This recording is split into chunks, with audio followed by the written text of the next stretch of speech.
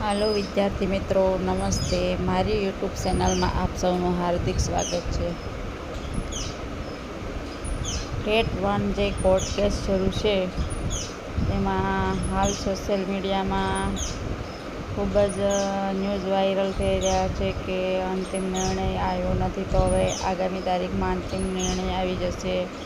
આગામી હિયરિંગમાં શું અપડેટ આવવાનું છે કે અંતિમ નિર્ણય આવવાનો છે કે પછી તારીખ પર તારીખ જ આવવાની છે, તો એમના વિશે આપણે ખૂબ જ મહત્ત્વપૂર્ણ વાત કરીએ.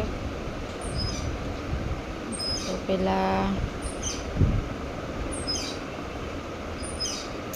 આગામી હિયરિંગમાં કેસની દિશા બદલાઈ શકે છે તેવી ચર્ચાઓ શરૂ થઈ ગઈ છે, કેમ કે જગ્યાઓ મંગાવવા લાગ્યા હતા લોકો, પરંતુ DLEDનું પોર્ટલ પણ એક સાઈડ ખુલ્લું મૂકવામાં આવ્યું છે. એક સાઈડ જે અન્ય માધ્યમ છે તેમના માટે પણ પોર્ટલ ખુલ્લું મૂકવામાં આવ્યું છે, કેમ કે તેમને પણ 3 દિવસ આપેલા છે માર્ક એડ કરવા માટે.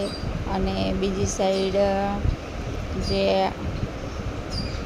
સિનિયોરિટીવાળા છે તેમને જિલ્લા ફેરબદલીની પણ સાંચ આપવામાં આવ્યો છે, બીજી વાર સાંચ આપવામાં આવ્યો છે. તો દરેક કાર્ય અત્યારે શરૂ છે, કોઈ વસ્તુ રોકાઈ ગયેલી નથી, સ્થગિત નથી, એટલે ત્રણેય કામ એકસાથે ચાલી રહ્યું છે. DLEDવાળાનું પોર્ટલ પણ ખોલી આપ્યું છે, અન્ય માધ્યમવાળાને પણ ખોલી આપ્યું છે, અને જિલ્લા ફેરબદલી પણ બીજો રાઉન્ડ શરૂ કરી દીધેલો છે. તથા કેટલાક જિલ્લાઓમાંથી જગ્યાઓ પણ અગાઉ મંગાવી લીધેલી હતી, તો એ પણ શરૂ છે. અને એક સાઈડ કોર્ટનો કેસ પણ શરૂ છે, જેની હિયરિંગ હવે 20 તારીખે છે, એટલે કે આવતા સોમવારે છે. તો હવે આગામી હિયરિંગમાં કેસમાં શું થશે? ફાઇનલ ડિસિઝન આવી જશે કે પછી ફરીવાર તારીખ પર તારીખ આવશે? એ વિશે આપણે પછી વાત કરીશું. પણ એક વાત અત્યારે એટલું ધ્યાનમાં રાખજો કે અત્યાર સુધી કોર્ટ તરફથી કોઈ અંતિમ નિર્ણય નથી આવ્યો, એટલે સોશિયલ મીડિયામાં જે ફેક ન્યૂઝ છે કે ફાઇનલ નિર્ણય આવી ગયો એવી પોસ્ટ કરીને તમને જે કહે છે તે એકદમ ગલત છે. અને આવી જશે, ફાઇનલ નિર્ણય આવી જશે આવતા હિયરિંગમાં, એવું પણ કહે છે ઘણા લોકો. તો આપણે કંઈ જજતો નથી, તો આપણને ખબર હોય કે ફાઇનલ નિર્ણય આપી દે. ફાઇનલ નિર્ણય ક્યારે આવે, આપણે એના વિશે વાત કરીએ હવે કે ફાઇનલ નિર્ણય ક્યારે આવે. તો ફાઇનલ નિર્ણય ત્યારે જ આવે કે બંને સાઈડના વકીલ પાસે દલીલ કરવા માટે કોઈ પણ મુદ્દો હવે બાકી રહેતો નથી. અને આ લોકોએ તો ભરતી બોર્ડવાળાએ તો એટલા માટે જ 1 અઠવાડિયું માંગેલું હતું કે અમને 1 અઠવાડિયું આપો, તો એ લોકો પોતાની દલીલ માટે તૈયારી કરી શકે. અને એ લોકોએ પણ કંઈક પ્રૂફ માટે આપવું પડતું હશે, તો એ બધું પ્રૂફ ભેગા કરી આપે અને દલીલ કરવા માટે પોતાની સ્ક્રિપ્ટ્સ તૈયાર કરી રાખે. એટલા માટે જ એણે અઠવાડિયું માંગ્યું હશે.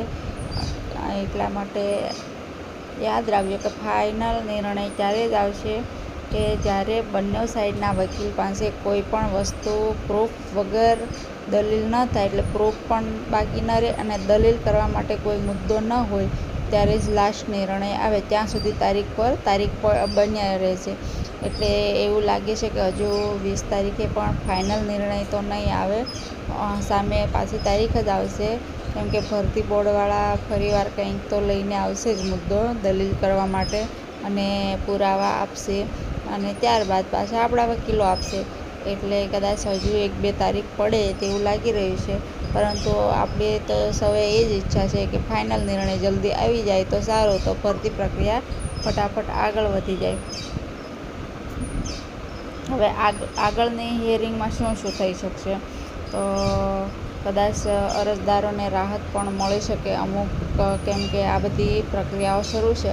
અને જો ભરતી બોર્ડવાળા એવું ઈચ્છે, એ લોકો તો ઈચ્છતા જ નથી કે હમણાં ભરતી થાય એવું, પરંતુ જો ઈચ્છે તો કોર્ટ પાસેથી ભરતીની પ્રક્રિયા આગળ ચાલવા માટે પરમિશન માંગી શકે.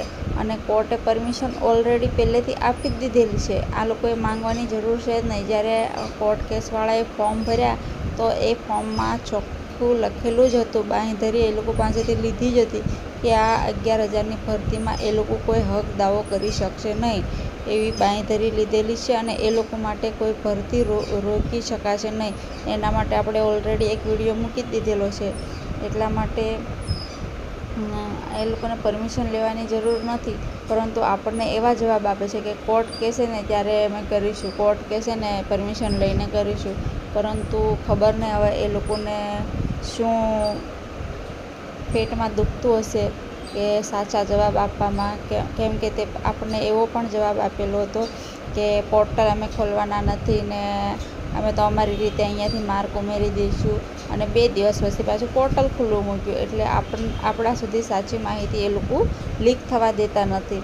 પરંતુ અમુક કેટલાક અંદર આપણા નોકરી કરતા હોય તો આપણે એમને પૂછી અને અમુક માહિતી તો મેળવી જ લઈએ છીએ કે ભાઈ આવી રીતે કેમ થાય છે, આમ કેમ થાય છે. તો આપણને અમુક લોકો માહિતી, અમુક જે કર્મચારીઓ છે તે લોકો આપણને સારા કર્મચારીઓ છે તે આપણને માહિતી આપે છે, જેથી આપણે તમારા સુધી શેર કરી શકીએ છીએ. તો હવે આગળ શું થશે, સરકાર તરફથી શું દલીલ થશે તે પણ એક ક્વેશ્ચન છે કે હવે એ લોકોએ 1 વીકનો ટાઈમ માંગ્યો હતો તો એ લોકો હવે શું દલીલ કરશે, એ લોકોએ શું તૈયારી કરી હશે, અને અરજદારોએ, આપણા વકીલ પણ શું તૈયારી કરીને એ લોકોને શું જવાબ આપશે, અને હવે કોર્ટ કઈ દિશામાં આગળ વધશે, એ ફાઇનલ નિર્ણય આપી દેશે કે પછી હજુ તારીખ પર તારીખ આપશે. અને આ જજ સાહેબ તો આપણે કાલે વિડીયો મૂક્યો તમે જોયો જ હશે, એમનો મગજ કેવો તેજ છે. એટલે કદાચ એવું લાગે છે કે હવે કદાચ વધીને 1-2 હિયરિંગ પડે એટલે ચુકાદો આવી જશે, કેમ કે હવે દલીલ કરવા માટે કોઈની પાસે કંઈ રહ્યું જ નથી. એટલે તો એ લોકોએ 1 વીકનો એક્સ્ટ્રા ટાઈમ માંગ્યો, કેમ કે હવે દલીલ કરવા માટે એમની પાસે પણ કોઈ ઓપ્શન નથી એવું લાગી રહ્યું છે. એટલે આ બધા મુદ્દાઓ પર બધાની નજર બની રહી છે કે હવે અરજદારને રાહત મળશે કે નહીં, કેટલા માર્ક મળશે. બધાનો મેઇન ક્વેશ્ચન તો એ છે કે અરજદારને રાહત તો મળશે, પણ કેટલા માર્ક સુધરશે, એ કહો, કેટલા માર્ક સુધરશે.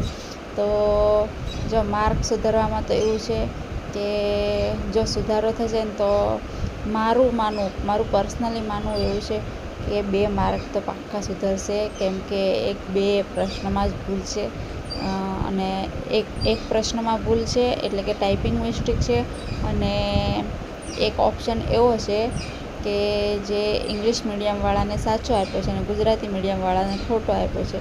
તો કદાચ એ પણ થઈ શકે. એટલે 2 માર્ક કદાચ જો એને સુધારો હોય તો સુધારીએ, કે નહીંતર 1 માર્ક તો પાક્કો જ છે. એટલે કેટલા માર્ક સુધરશે, એટલે જે 15-20 માર્કવાળા છે એટલા બધા કોઈ દિવસ ન સુધરે. એટલે એવું ના પૂછતા કે 7 સુધરી જાય ને 8 સુધરી જાય ને 15 સુધરી જાય ને, એટલા બધા તો ન સુધરે, કેમ કે એટલા બધા કોર્ટ પણ ન સુધારે. તો 2-3 માર્ક કદાચ સુધારી શકશે એવું લાગી રહ્યું છે. જો આપણી અરજદાર તરફ એમનો નિર્ણય આવે તો 2-3 માર્ક વધીને 3 માર્ક સુધરશે, નહીંતર 1-2 તો સુધરશે જ. અને ગ્રેસિંગ પણ મળશે. 1 માર્ક તો ગ્રેસિંગ પાક્કો છે, અને સુધારો થશે તો 1-2 માર્ક સુધારો થશે. અને જે સવાલ ક્વેશ્ચન કેન્સલ થાય તો એમનો ગ્રેસિંગ મળે, અને જે ઓપ્શનમાં ભૂલ હોય તો એ સુધારો થાય, એ તો આપ સૌને ખબર જ હશે.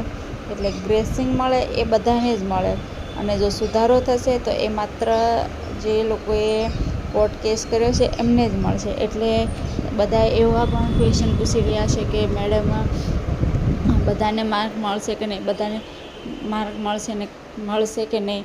તો જો ગ્રેસિંગ મળશે તો એ માર્ક બધાને મળશે, અને જો સુધારો થશે તો એ બધાના માટે નથી, એ માત્ર જે કોર્ટ કેસ કર્યો હશે એમને સુધરશે. અને એટલા માટે જ એ લોકોને અલગથી ફોર્મ ભરાવ્યા છે, જેથી સુધારો થાય તો એ લોકોને પછી ફોર્મ ભરવા ન પડે અને આ ભરતીમાં સાથે જોઈન્ટ થઈ જાય એમ. પરંતુ અને કદાચ આ ભરતી પૂરી થાય એ પહેલાં કોર્ટનો ફાઇનલ ચુકાદો આવી જ જશે, એટલે જ એ લોકોએ ફોર્મ ભરાવ્યા હશે અલગથી પાછા. એટલે નહીંતર તો એ લોકોને એટલી શાંતિથી કરવી હોય કોર્ટ કેસ તો એ લોકો પાસે ફોર્મ ભરાવી જ ન શકે.